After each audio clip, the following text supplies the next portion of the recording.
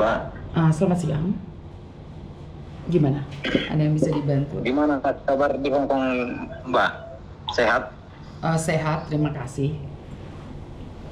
Nah, jadi seperti yang saya chat tadi kan, awalnya sih bini aku kan gini, istri aku gini, diundang sama kakaknya kan. Cobalah datang ke Hong Kong main-main sekalian, aku dalam kondisi sakit ini katanya kan. Terus jadi datang istri aku bilang, gimana paspor aku kan nggak ada, ditahan sama agen katanya. Terus tanya, akhirnya si agennya ngasih dengan keadaan perasaan berat lah ngasihnya. Tapi nanti kalau saya ngasihnya tunggu majikan kamu datang ke kantor, kiranya untuk mengambil gaji kamu gitu, maksudnya menaikkan potongannya gitu kan. Nanti saya titip sama majikanmu lah. Tapi kalau kamu udah pulang nanti dari Hong Kong, tolong itu paspor dipulangkan sama majikan gitu. Kan si majikan ngomong kalau memang kakak kamu itu dalam kondisi penyakitnya COVID gitu kan, tolonglah jangan ke sana. Tapi kalau memang sakit biasa nggak apa-apa. Itu awalnya ngomongnya. Setelah ini udah hari H kan, udah mendekati hari Minggu nih. Nah, jadi si majikannya jadi nggak bolehin gitu. Berbagai macam cara katanya dia untuk membatalkan supaya jangan ke sana, supaya paspornya nggak dikasih gitu. Jadi pada intinya ya paspornya kayaknya diperberat gitu. Yang saya pertanyakan sama Mbak itu, apa ada hak agen untuk menahan paspor itu? Oke, sekali lagi Samen tahu kan, Samen juga pernah nanyain apakah ini Miss Juni yang sering live di YouTube sama di Facebook. Jadi hati-hati jangan pernah menyebut nama siapapun, termasuk namamu sendiri, karena suaranya jenengan saat ini sudah masuk di YouTube sama di Facebook. Jadi saya tidak ingin setelah viral kalian minta take down. Oke, di sini saya jelaskan di mana kalau Makau sebenarnya bukan ranah saya, itu di luar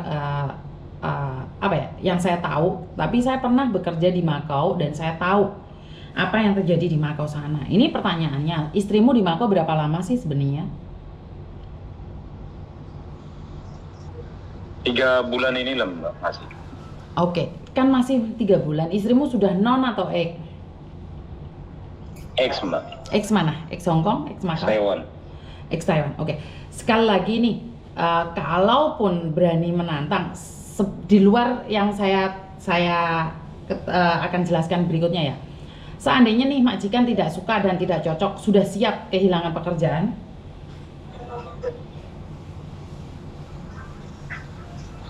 Sudah siap kehilangan pekerjaan?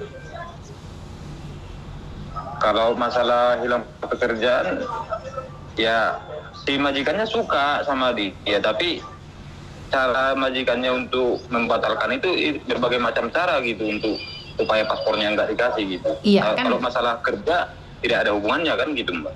Makanya kan saya tanya nih, sebelum saya jawab semuanya nih, karena kenapa majikan di Hong Kong ataupun di Makau itu kurang lebih sama.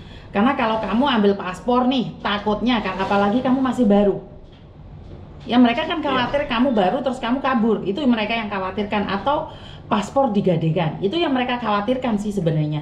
Dan jika kamu sudah siap dengan skala resiko dan konsekuensinya, saya bisa bantu untuk laporkan ke KJRI kalau paspormu ditahan. Tapi kalau kita laporkan ke KJRI dan paspor dikembalikan terus istrimu kehilangan pekerjaan, siap nggak? Gitu loh pertanyaannya. Karena banyak orang setelah saya tolong itu mereka marah sama saya. Nah, kan ya saya yang bingung jadinya. Bener gak sih? Iya. Sudah Tapi siap belum? seperti ini Mbak, kalau memang itu paspor bisa dilaporkan, apakah bisa nanti diproses kembali dia bekerja di Makau gitu? Ya pulang Indonesia lagi, potongan lagi.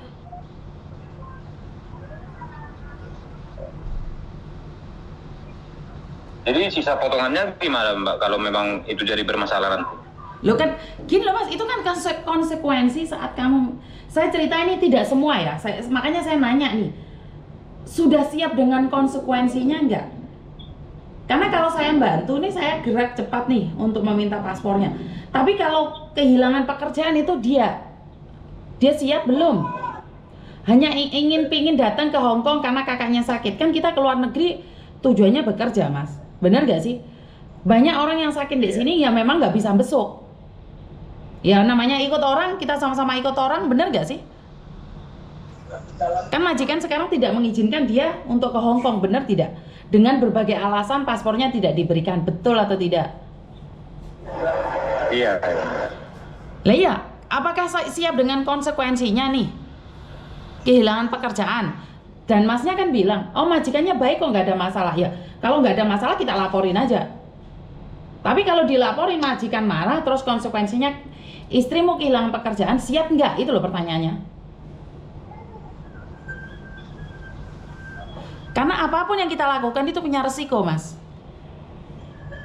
Kita kerja di luar negeri kan, oke, kita kerja di luar negeri, saudara kita sakit, jangankan sampean ya, saya sendiri masuk rumah sakit, adik saya di sini aja nggak bisa besuk saya, karena terbentur oleh pekerjaan. Sama-sama di Hong Kong loh, belum tentu bisa, apalagi di jauh sana. Seandainya bisa besuk pun, jam besuknya itu cuma 1 jam. Kalau siang hari, kalau malam hari baru 2 jam. Itu pun jam-jam tertentu, karena nggak boleh selama di rumah sakit. Beda sama besok di Indonesia ya. Di Indonesia bisa duduk berlama-lama, bisa bebas, di sana tidak. Dan tidak diizinkan duduk. Cuman berdiri di sebelah ranjang aja.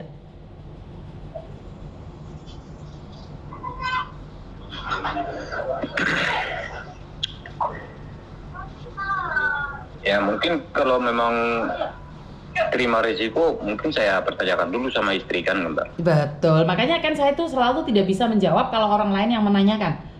Kecuali ini istrimu sendiri yang telepon sama saya kan bisa menjelaskan resikonya. Jadi saya cuman kan sampean masih bukan sampean yang mengambil keputusan, benar nggak sih? Tapi menahan paspor itu salah. Menahan paspor itu salah. Tapi ingat, saat kamu meminta paspor, karena banyak orang yang salah paham, meminta paspor terus habis itu apakah boleh diinterminate? Ya boleh dong. Majikan boleh buang kamu. Yang penting majikan menuruti peraturan dan membayar hak-hak kamu, itu aja.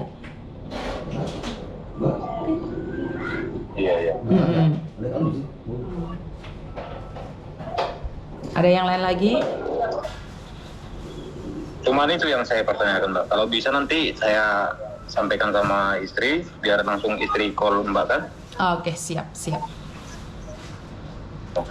Terima kasih. Makasih Mbak ya.